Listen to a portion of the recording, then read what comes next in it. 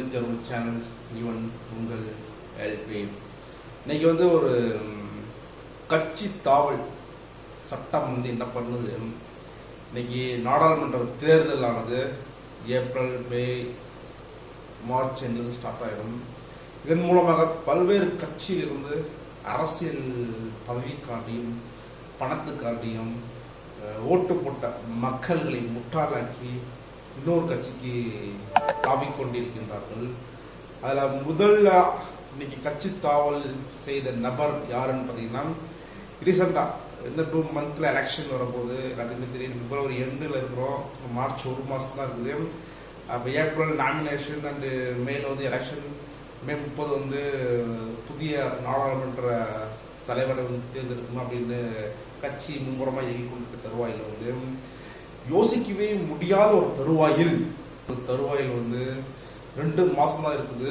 ஏறக்குறைய 2 மாதம் கூட கிடையாது.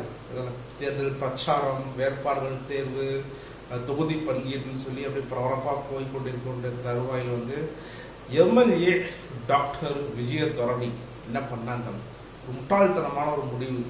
கட்சியில் வந்து ஆண்டாண்டு காலமாக இருக்கிறாங்க, கட்சிக்கு பணிக்கு எதுவும் செய்யவில்லை, அமைதியாக வாய்மூட்டே இருந்துக்கலாம்.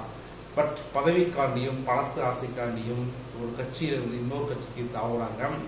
ரீசெண்டாக போன வாரம் தான் ரீசெண்டாக ஒரு பேட்டியில் வந்து பார்த்தீங்கன்னா, பெண்களுக்கு வந்து காங்கிரஸில் அதிகமாக வந்து முன்னுரிமை கொடுத்ததுனால அதிக பெண்கள் வந்து எம்எல்ஏ, எம்பி அவங்க வந்துருக்குறாங்க. நான் ஒரு உதாரணம் அப்படின்னு சொல்லி பேசி நான் அந்த வீடியோ பரவலாக போயிட்டு இருக்குது. அதே காரணத்தை காட்டி பிஜேபிக்கு வந்து விஜயதரணி வந்து போய் சேர்ந்துருக்கிறாங்க. இது வந்து முழுக்க முழுக்க ஒரு முட்டாள்தனமான ஒரு செயல். ஏன்னு கேட்டிங்கன்னா, எம்எல்ஏ ராஜினாமா வந்து பண்ணிட்டு கட்சி தாவல் கிடைச்சதுக்கு மூலமாக எம்எல்ஏ பதவியானது பறிக்கப்படும். அதனால வந்து எம்எல்ஏ பதவி பறிக்கப்பட்ட அடுத்த நிமிடத்திலிருந்து 6 மாசம் பீரியட்ல வந்து பை எலெக்ஷன் நடக்கும். இதெல்லாம் ஒப்ப விட்டு போலாமா? பை எலெக்ஷன் நடக்கிறதுனா எங்களோட வரிப்பணம், பாமர மக்களின் வரிப்பணத்தை வந்து எப்படி ஒரு தனிநபர் வீணடிக்கலாம்? ஏன் கட்சியில வந்து நிக்கணும், ஜெயிக்கணும், இன்னொரு கட்சிக்கு ஏன் போகணும்? போனதன் காரணமாக 6 மாசம் கழிச்சு பை எலெக்ஷன் வரும். தேர்தல் ஆண்டத்துக்கு எக்ஸ்ட்ரா ஒரு செலவு தானே. இதெல்லாம் யோசிக்காம ஓட்டு போட்ட மக்களிடம் போய் கேட்டையா? நீ ஏன் விஜயதரணி இப்படித்தான் கேட்கிறேன், போய் கேட்டையா? ஜெயிச்சில்லை, ஜெயிக்கும் போது எத்தனை பிரச்சாரம் பண்ணியிருப்பேன், எத்தனை பேட்ட கையில் காலில் விழுந்து ஓட்டு வாங்கியிருப்பேன். அந்த பாவர மக்களிடம் போய் கேட்டையா? நான் காங்கிரஸ்ல இருந்து பிஜேபிக்கு போறேன்னு கேட்கல. உன்னோட சுயநலத்துக்காண்டியும் உன்னுடைய சுய பதவியை மேம்படுத்துவதற்காண்டியும் செல்வாக்கை மேம்படுத்துவதற்காண்டியும் ஓட்டு போட்ட அனைத்து மக்களையும் முட்டாளாக்கிய உன்னை போன்ற நபர்கள் வந்து இந்த கட்சியில், இந்த நாட்டில் இருக்க தகுதி அற்றவர்களாக அறிவிக்க வேண்டும். இது இன்றே செய்ய வேண்டும். மக்களாகி நீங்கள் வந்து இன்றே செய்ய வேண்டும். ஏன் விஜயதரணி வந்து காங்கிரஸ் வந்து பிஜேபிக்கு போனாங்கன்னா 2 காரணம். 3 முறை தொடர்ந்து 3 முறை விளாங்குடி என்ற கூடிய ஒரு கன்னியாகுமரி மாவட்டத்தில் உள்ள சட்டமன்ற தொகுதியில் வந்து 3 முறை வந்து எம்எல்ஏவாக தேர்ந்தெடுக்கப்படுறாங்க. இவர் வந்து தேசிய கவிமணி வீரமணி பிள்ளை, அவங்க தாத்தனா கொண்டு பண்ணணும், அவரோட கொள்ளு பேத்தின்னு சொல்றாங்க. என்னதான் இருக்கட்டும், ஏன் வந்து போனாங்க பார்த்தீங்கன்னா 2 காரணம். ஒன்று வந்து சட்டமன்றத்தில் வந்து காங்கிரஸ் கட்சி தலைவர் பதவி கொடுக்கப்படவில்லை விஜயதரணிக்கு, அது ஒரு ஃபர்ஸ்ட் காரணம். 2வது காரணம் வந்து KS அழகிரி வந்து ரீசெண்டாக வந்து பதவிக்காலம் முடிந்து விட்டது. அதனால வந்து தலித்தை சேர்ந்த அண்ணன் செல்வ பெருந்தகை சொல்லக்கூடிய அண்ணன் வந்து 40 வருடங்கள் கழித்து ஒரு தலித் காங்கிரஸ் கமிட்டி தலைவராக வந்துருக்காங்க தமிழ்நாட்டில். இந்த 2 காரணம் தான். ஏன் என்னை விட சீனியர், என்னோட ஜூனியருக்கு காங்கிரஸ் சட்டமன்ற தலைவர் பதவி கொடுக்கவில்லை ஒரு காரணம் வைக்கிறாங்க. 2வது, பெண்கள் வந்து காங்கிரஸ் தலைமைக்கு வந்து தமிழ்நாட்டில் வந்து வர இயலவில்லை அப்படின்னு 2வது காரணம் வைக்கிறாங்க. 3வது காரணம் ஒரு காரணம் இருக்கு. என்ன அப்படின்னா, கன்னியாகுமரி பாராளுமன்ற எலெக்ஷன் பை எலெக்ஷன் வந்து போட்டியிடுவதற்காண்டி விஜயதரணி வந்து வேட்புமனு, அதாவது கட்சியில் வந்து பேசினாங்களாம்.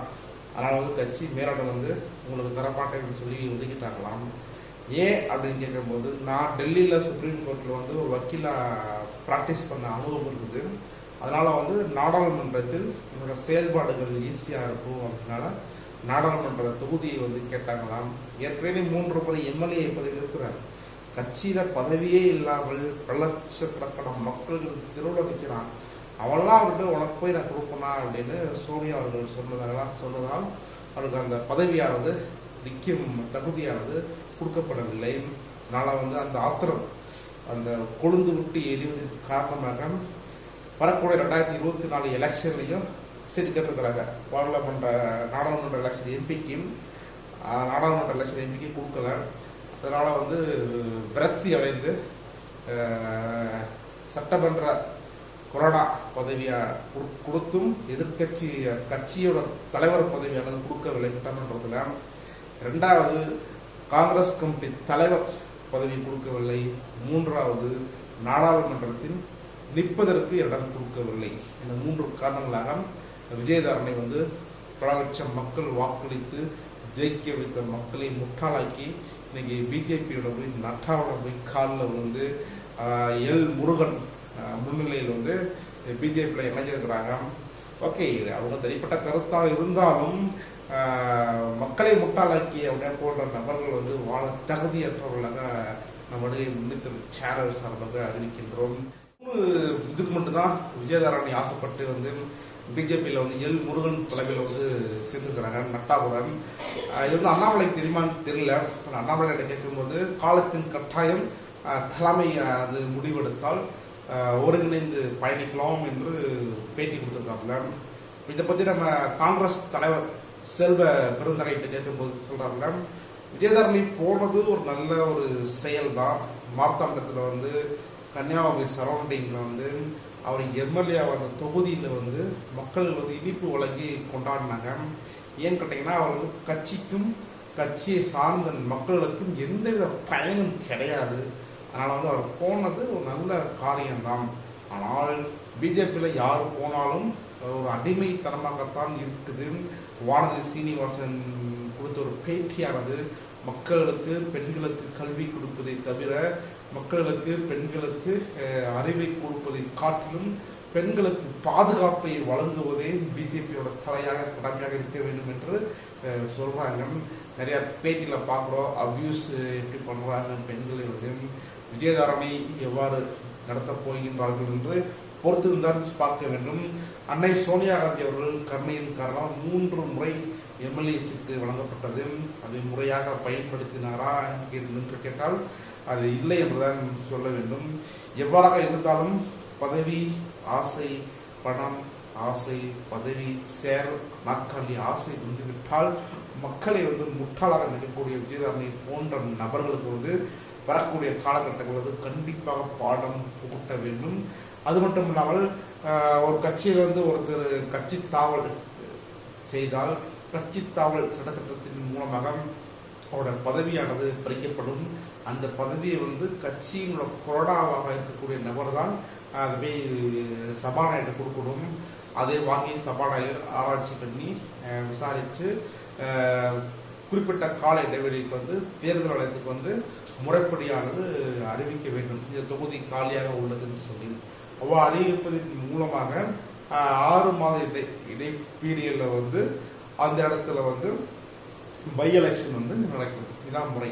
ஆனால் காங்கிரஸ் கட்சியின் கொரோனாவாக இருக்கக்கூடிய விஜயதாரணியே இதை வந்து கட்சி தாவல் பண்ணதன் காரணமாக தலைவர் காங்கிரஸ் கமிட்டி தலைவரும் சட்டமன்ற காங்கிரஸ் கட்சியோட தலைவரும் செல்வ பெருந்தகை என்ன பண்ண போறாருன்னு பார்க்கலாம். இன்னும் அனௌன்ஸ்மெண்ட் வரல. 25ல் தான் அது நடந்துச்சு. 26 நிற்கிறோம். ஓகே, 26 ஆமாம் 25ல் தான் நடந்துச்சு. நேற்று நடந்திருக்கு. இனி 26ல் தான் எல்லாருக்கும் தெரியும் காங்கிரஸ் கட்சி எப்படி மூவ் பண்ண போறாங்க, பிஜேபி எப்படி மூவ் பண்ண போறாங்கன்னு பொறுத்திருந்து பார்க்கலாம். என்ன மூவ் பண்ணாலும் சரி, விஜயதாரணி பண்ணது ஒரு அப்பட்டமான ஒரு செயல். இதை வந்து மக்களாகிய நீங்கள் கிட்டி கேட்க வேண்டும். இது போன்ற செயல்களை நாளை ஒருவன் செய்வதே இன்னும் மக்களிடம் வந்து கேட்கணும். ஓட்டு கேட்கும்போது கேட்கலாம் பார்த்தீங்களா, எனக்கு ஓட்டு போடுங்க, அதே மாதிரி நான் இந்த கட்சிக்கு போடுறேன், இந்த கட்சிக்கு போனால் இவ்வளவு நலன் பண்ணுமே, இந்த கட்சிக்கு போனால் இவ்வளவு உதவி பண்ணுமே அப்படின்னு மக்கள்கிட்ட வந்து கேண்டிடேட் கேட்கணும். அவ்வாறு கேட்டால் மட்டும்தான் அனுமதிக்க வேண்டும். அவ்வாறு இல்லை என்றால் சட்டத்தில் ஒரு சட்டத்தை திருத்த வேண்டும். இது போன்ற கட்சி தாவலின் மூலமாக மக்கள் முட்டாளாக்கப்படுகின்றார். செகண்ட், பை எலெக்ஷன் வந்து மக்கள் வரிப்பணம் வீணடிக்கப்படுகின்றது. இன்னைக்கு வந்து மன்மோகன் சிங் ஆட்சி காலத்தில் பார்த்தீங்கன்னா இந்தியாவோட கடன் வந்து 5.5% இருந்துச்சு உலக வங்கியில் வந்து. இன்னைக்கு இந்தியாவோட கடன் பார்த்தீங்கன்னா 250% இன்க்ரீஸ் ஆயிருக்கு. ஸோ அதனால் வந்து கிட்டத்தட்ட ஒரு ஆள் மேலே வந்து 2.5 lakhsக்கு மேலையும் ஒரு கடனாலே இருக்கக்கூடிய சூழ்நிலை தான் இன்று இருக்கின்றது. பால் வாங்கலாம் டாக்ஸு, பெட்ரோல் வாங்கலாம் டாக்ஸு, செத்தாலும் டாக்ஸு, பிறந்தாலும் டாக்ஸு, பால் ஊத்துனாலும் டாக்ஸுன்னு சொல்லி டாக்ஸு கட்டியே மனிதன் செத்து போயிடலாம். ஆனால் இது போன்ற இனத்தரமான விஜயதாரணை போல நபர்கள் வந்து சொக்ஸு காரில் வந்து இங்கேயும் அங்கேயும் பறந்துக்கிட்டு 5 ஸ்டார் ஹோட்டலில் உட்காந்து டின்னரை பிடிச்சிக்கிட்டு வாழ்க்கையை நடத்தி கொண்டிருக்கின்றார்கள். இதை நீங்கள் தட்டி கேட்க வேண்டாமா? ஒரு வேலை கூலி வேலை கிடைக்கவில்லை என்று விவசாயி தூக்கு போட்டு சாரலாம். உழவன் விற்கும் விற்பனைக்கு வந்து விவசாயத்துக்கு வந்து முறையான சட்டம் இல்லை என்று பஞ்சாப்ல வந்து போராடலாம். ஆனால் இது போன்ற கீழ்த்தனமான நடவடிக்கைகள் வந்து நடந்து கொண்டுதான் இருக்கின்றது. காட்டமான பதிவு தான் அது. ஏனென்றால் இது போன்ற பதவிக்காண்டி எப்படி ஒரு கட்சி இன்னொரு கட்சிக்கு போகலாம். இதனாலதான் கேப்டன் அவர்கள் வந்து இறக்க நேரிட்டது. 17 நபர்களை வந்து தாரை வார்த்தை கொடுத்தார் ஏடிஎம்கேக்கு. அவரோட தாக்கத்தின் மூலமாகத்தான் அவரோட உடல்நிலை குன்றிய தருவாய் எல்லாத்துக்குமே தெரியும். அதே போல இன்றைக்கு நடக்கக்கூடிய காங்கிரஸ் கமிட்டியில் நடக்கக்கூடிய உட்கட்சி மோதல் தடையெடுத்தவர்களா தலைவர் அப்படின்றாங்க. காங்கிரஸ் கட்சியில் ஒரு 10 பேருக்கு மேலையும் தலைவர்கள் இருக்கின்றார்கள். இவரெல்லாம் எப்படி அனுசரித்து போறார் புது தலைவர்னு அடுத்த வீடியோவில் பார்க்கலாம். இந்த வீடியோ கண்டிப்பாக உங்களுக்கு பிடிச்சிருக்கும். இந்த வீடியோ கண்டிப்பாக பிடிச்சிருக்கலாம். வழக்கம் போல உங்கள் ஓட்டுகளை வருகை முன்னித்திரு சேனலுக்கு மறக்காமல் போடுங்கள் என்று உங்களிடம் விடைபெறுவது உங்களின் நான் வருகை முன்னித்திரு சேனல்.